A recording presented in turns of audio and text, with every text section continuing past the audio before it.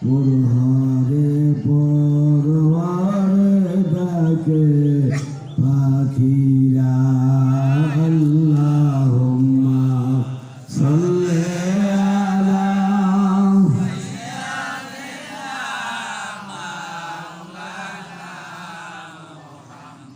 ওয়া আলা আলি সাইয়্যিদিনা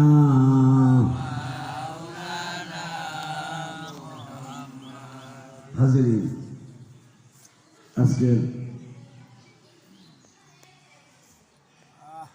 হযরত বাবা কুতুবপুরি বাবা জান কিবলা আপনারা কুতুবপুর দরবারে সকল আশিকিন জাকিরিন আশিকে রাসূল ঈদ উল ফিতরের নামাজের উপলক্ষে আমরা সকলে উপস্থিত হয়েছি। সকলে বলুন আলহামদুলিল্লাহ।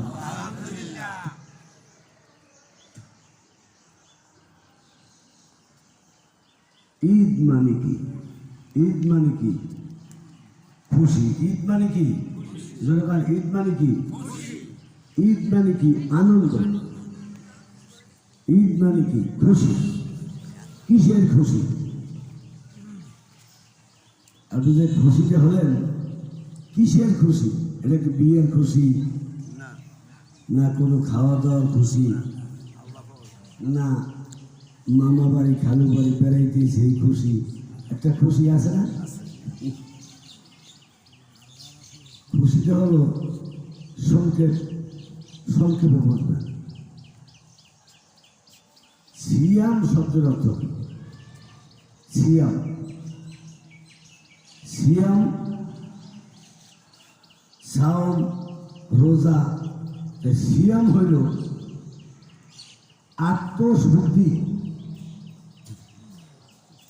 সিয়াম হইল আত্মশুদ্ধি, আত্মাকে পরিষ্কার করা। আত্মাকে কি? আত্মাকে কি?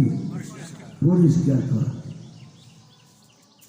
যখনই যার আত্মা পরিষ্কার হয়, পরিষ্কার থাকে, সেইটাই আত্মার খুশি। এটা কি খুশি? আত্মার খুশি। যেমন মানুষের দুইটা জগৎ, একটা দেহ জগৎ আর একটা মনোজগৎ। একটা দেহ জগৎ আর একটা মনোজগৎ। আপনি হাতে ব্যথা পাইছেন, হাজার চেষ্টা করলেও আপনি হাসতে পারবেন না। পারবেন? হাসি আসবেন না। হ্যাঁ, কষ্ট, জ্বলা, যন্ত্রণা, হাসি আসবে? হ্যাঁ, আসবে না। এটি হলো দেহের। এটি কিসের?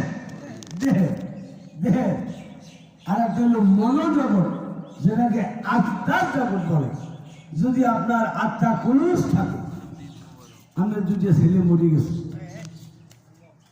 আমরা একটা মেয়ে মরে গেছে, আমরা একটা স্ত্রী মরে গেছে, আর আমরা যদি মসজিদে দাঁড়াইয়া 1000 বার পান পেলে বাবা মসজিদে একটু হাসি দিয়ে আমার লোক একটু খুশি হয়ে কথা পাবে? পারবে? কে পারবে না? কে পারবে না? তো সিদ্ধ হয়ে গেছে। কি হয়ে গেছে?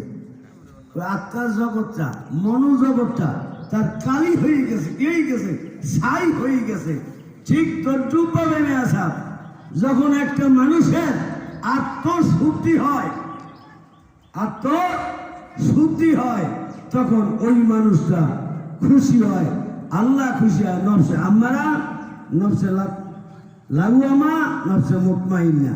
আম্মারা নফসে শয়তানি খেসলা, আর লাগুয়ামা ভালো করে মন্দ করে, কতক্ষণ তোবা করে, কতক্ষণ আবার ভালো কাম করে, আবার কতক্ষণ মন্দ কাম করে, আবার তোবা করে।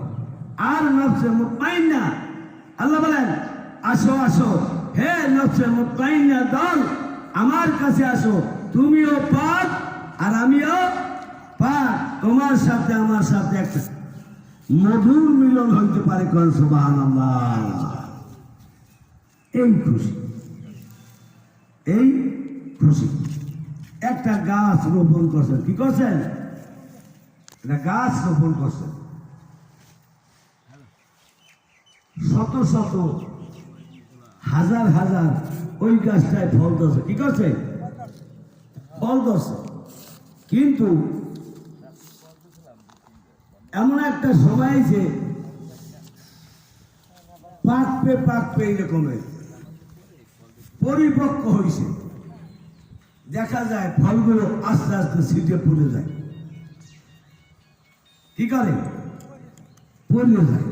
এবং এই ফলগুলো পড়ে যায়, গাছের যত্ন বা ঔষধ আপনি কিছুই প্রয়োগ করেন নাই, তাহলে ওই গাছের ফলগুলা আপনি থাকবে? ওই গাছটা কোনো উপকার হইবে? ঠিক তদ্রুপভাবে আমরা সবে কদর, সবে মেরাজ, ঈদ, কোরবানি এগুলো আমরা করতেছি, জিকির ফিকির, নামাজ কালাম তারাবি করতেছি। শেষ ফল এরকমের কি হয়, আস্তে আস্তে ওই ফলগুলো ঝরিয়ে পড়ে যায়। আপনার যত্নের অভাবে, কিসের অভাবে? আপনি ঔষধ লাগান নাই। দেখবেন আসর হয়ে গেলি কইবে যে বেড়া আমার কাছ থেকে সর, আমি কিন্তু রোজা। দেখছেন, একজন রোজাদারের শরীরে হাত দিলে বরফের মতো ঠান্ডা লাগবে। আপনি বরফ দেখছেন? বরফে যদি হাত দেন কিরম লাগে? ঠিক ওইভাবে বরফের মতো থাকবে তার শরীর, থাকবে না মুখে কুৎসা। এই ভাই কইল, কি কইল? মায় বাপে, মা আর বাবা, এই পৃথিবীতে যদি আপনার কোনো ইবাদত থাকে, সেই ইবাদতের নাম মা আর বাবা। কল সুবহানাল্লাহ। রোজা রইছেন, নামাজ পড়ছেন, হজ করছেন, যাকাত দিয়েছেন, পাড়া প্রসি খাইছেন দিয়েছেন, কিন্তু মা বাপের সাথে কোনো সম্পর্ক। আল্লাহ বলেন, আমি ওই ইবাদতকারীকে আমি যেদিন কাজী হব, সেই দিন বিচারকারী যে 1 নম্বরে আমি তোকে দাঁড়া করাইব। তোমার এই চক্ষু, বর্ণ, রক্ত, মাংস, হাড়, হাড্ডি সমস্ত কিছু আমার মাতা পিতা থেকে আমি উসিলায় পাওয়া। কি পাবে না বন্ধু বিনা উসিলা বিয়ানে